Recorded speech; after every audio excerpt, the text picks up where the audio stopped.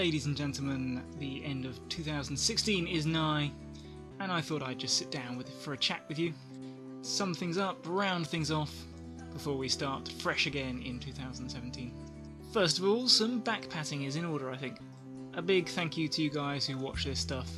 The channel really adds a huge dimension of enjoyment to my hobby, and the thought that something I've created is useful or enjoyable to other minds out there somewhere in the world is really special, and I really do thank you for your interest. The trickle of people joining the channel has been modest but relentless recently, and for you new guys and girls, I just thought I'd recap what the vision is for Mollusk Channel. And first and foremost, I want this to be fun. I'm quite a foolish person, and I want an outlet to be silly and irreverent, so I tend to be a bit free with my language, throw in a bit of hyperbole, and let my imagination run away with me a bit as I anthropomorphise little chunks of expensive plastic. I don't know why anyone wouldn't be cool with that, but I do like to poke fun at things sometimes, and maybe not think things through as much as I should, or else just make mistakes. So I guess what I'm saying is I don't take myself seriously a vast amount of time, and you shouldn't either. So other than having a bit of a laugh, a goal has sort of evolved in that I want to showcase the games that I play, particularly to help newer players speed up that learning curve in becoming familiar with the system and seeing the kinds of tricks and traps that are out there that they might encounter. You guys can watch me have the teeth kicked down my throat and have a bit of forewarning before it happens to you, or get introduced to stuff that you can use to talk to your friends, exposed to new ideas, and have the ocular examples of how to actually put it off.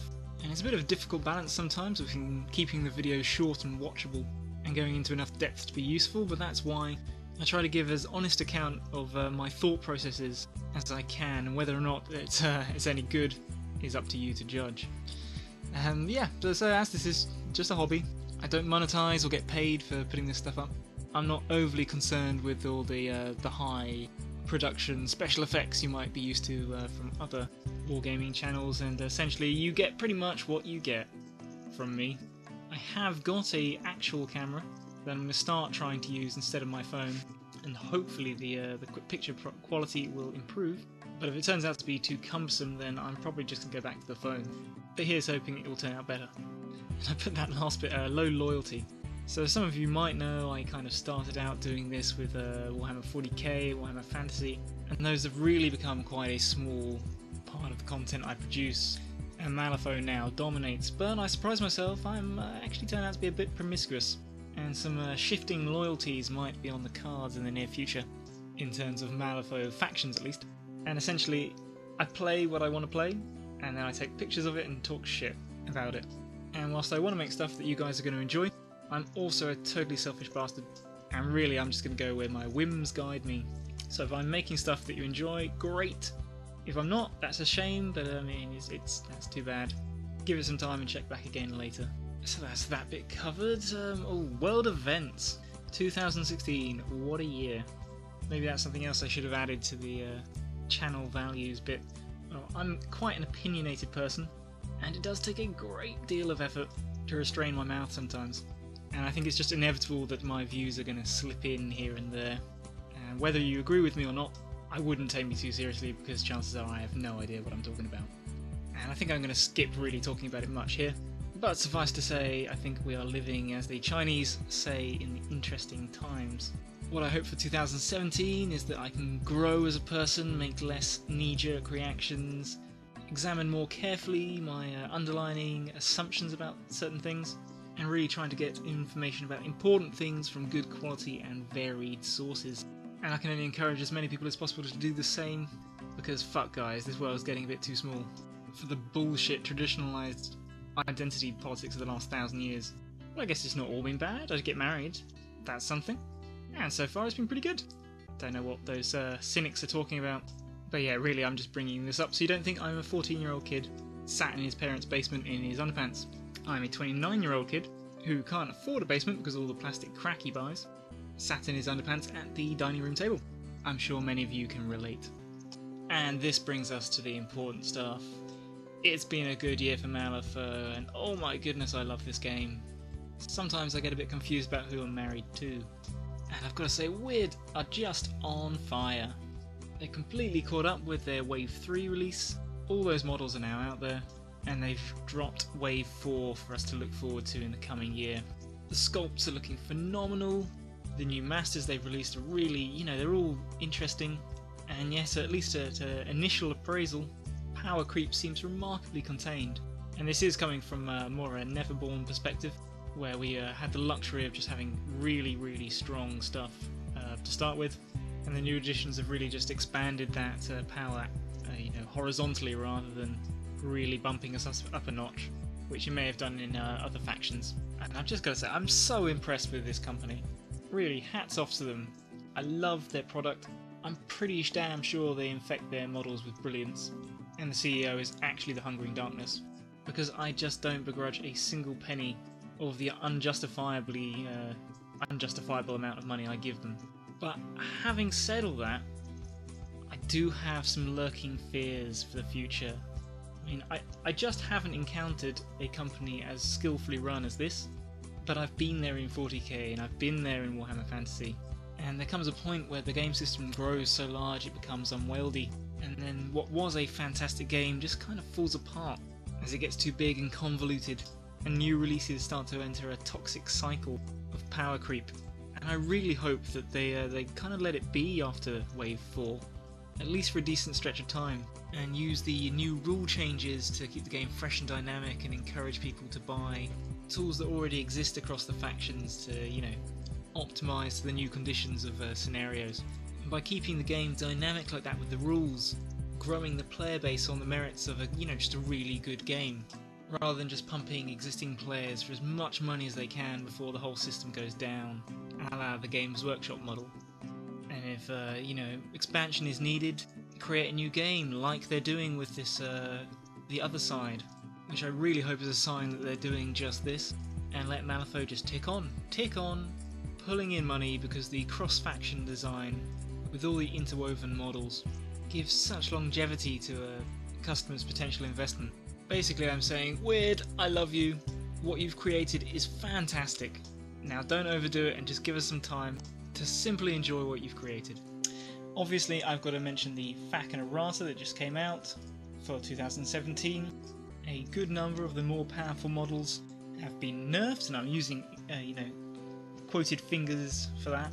And some of the models that were seen as a bit weaker have been buffed. And I just want to say, first of all, how impressed I am by the community's, initial reaction on the forums and on the Dark Sphere Facebook group, where my meta communicates. The overwhelming majority of people have just said, I agree that those changes were needed, and I'm interested to see where it takes the game. And I can't overemphasize how much of a breath of fresh air that is, after having grown up with Warhammer, and the fits of just what seemed to be like incandescent rage that would follow any new announcement or change or tweak to anything. And I know it isn't all smiles and rainbows. The guild got hit in quite a few of their standout models, and I think the Neverborn have gained, quite substantial power in the changes to the Blackblood Shaman, more so than I think maybe any of the Wave 4 models bring. And while I'm totally stoked for that, and I don't think it'll be too strong, there's a chance it could be, but I've got absolute confidence that as we play things out over the next year, the game is evolving for the better. And guys, you've done me proud. It is just a pleasure to be part of such a mature and decent community. Cheers. But okay, let's look back on what I've learned over the year. So, positioning is Malifaux. We talk a lot about VP, victory points, and how that's what the game's about. It's what wins games, it's what we should focus on. But what separates good and bad players is how you get VP. You get VP by achieving your goals and denying your opponent's goals, and how do you do that? You do that with positioning. Put simply, if your models aren't in the right place, well, let's not talk about this so black and white. Everything's a probability distribution. So I'll say the further away your models are from the optimal place, the lower your power to achieve your goals, and that's a bit of a tautology because power is the ability to achieve goals. Put it simply, your ability to position your models defines your ability as a player. And I kind of knew that before, but this year, and particularly the last couple of months actually, has really brought that home to me. And so another factor is terrain. And why is this important? Because it affects your ability to position. It really does. Like the number of times I've had one of my models sat between two rocks and another one that I really need to go past it can't. Or where I've had a plan in my mind and I've had to break things up because there's a damn forest sat in the way that I haven't taken into account. Like, it seems so basic, it seems so obvious, but for me at least it clearly hasn't been. And the way we tend to play at Dark Sphere, where we select the missions beforehand, so we've got time to design our crews before we turn up and don't have to lug like half our faction with us, does kind of breed bad habits. And not infrequently I find it's the terrain, not the actual scenario, that's the more influential factor on which master to bring and which models to hire in. So yeah, that's the thing I'm slowly learning to appreciate, which ties in quite nicely with crew building. This was a problem I spent quite a lot of thought on. How do I decide which models need to come along to give me the best chance of winning this next 2 or 3 hour use of my time? And I made a video on that summarising my thoughts. And really the gist is that the wrong model in the right place is better than the right model in the wrong place. Again, coming back to positioning. And really in practical terms, it comes down to a balance between models you're familiar with and therefore more likely to be able to put in that right place, and models with the particular tools for the particular objectives in the situation you're facing, because you just can't fit all the tools in the same list. And the best way I've found of striking that balance is to have a set core of models in your crew that you know really well, but with certain slots for models of the same point cost that can be swapped in and out to give you those different tools that you might need without compromising the core.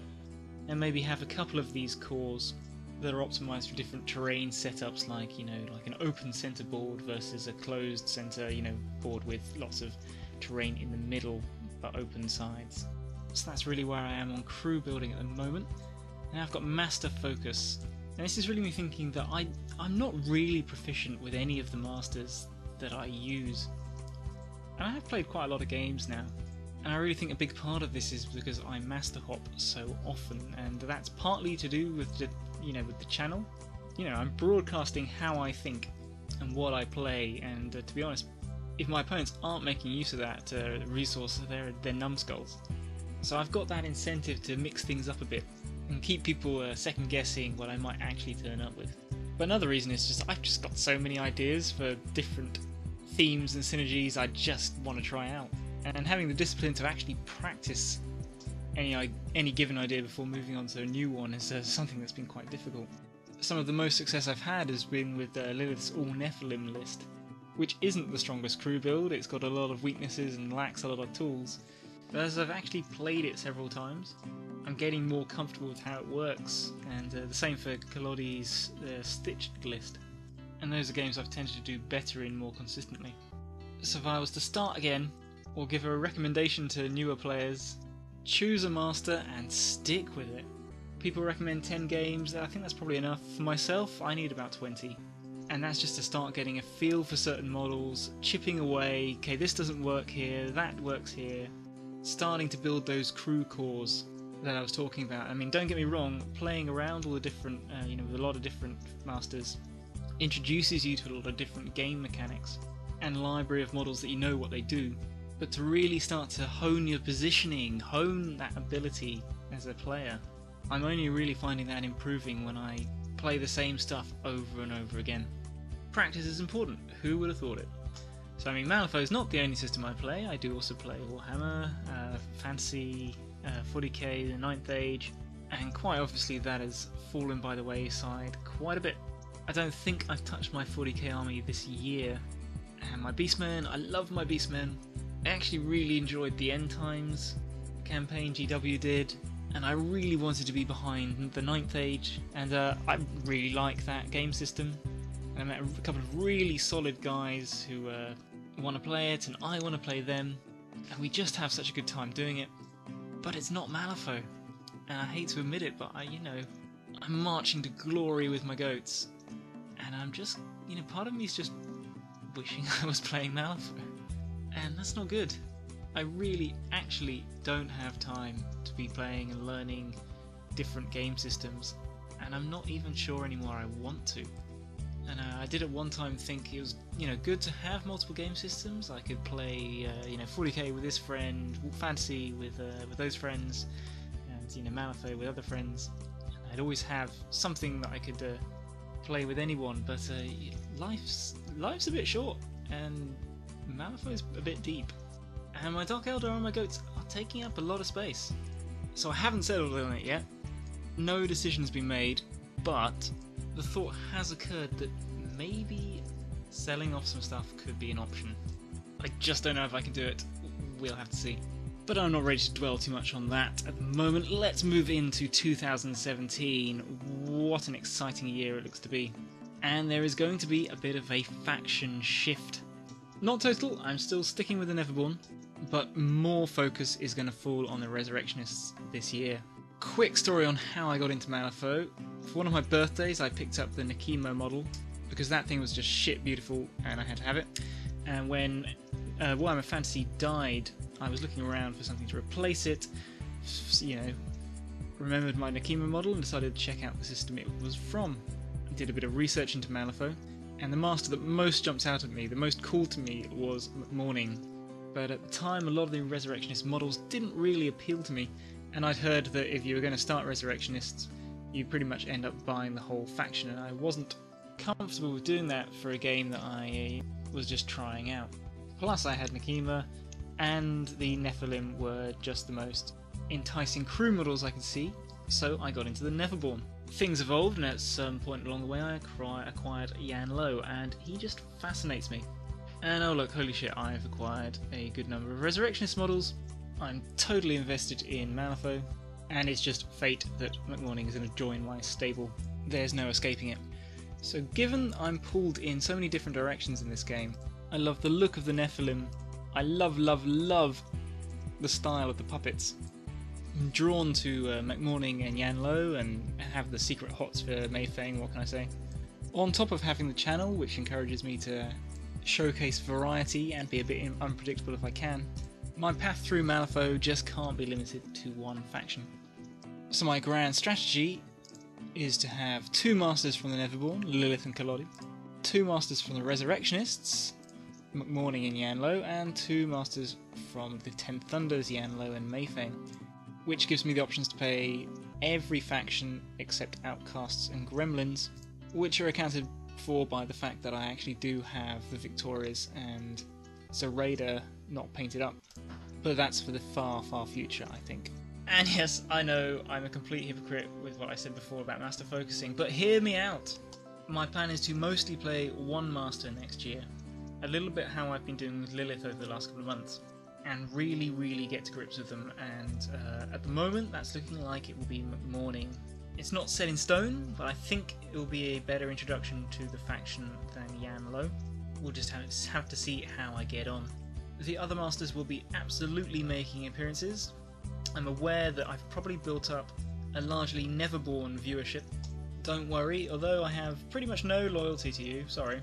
Kalodi has a place in my heart as a real first love affair, and it will be hard for me to keep my hands off it for very long. I mean, it's been quite willpower demanding to focus so much on Lilith recently as it has been.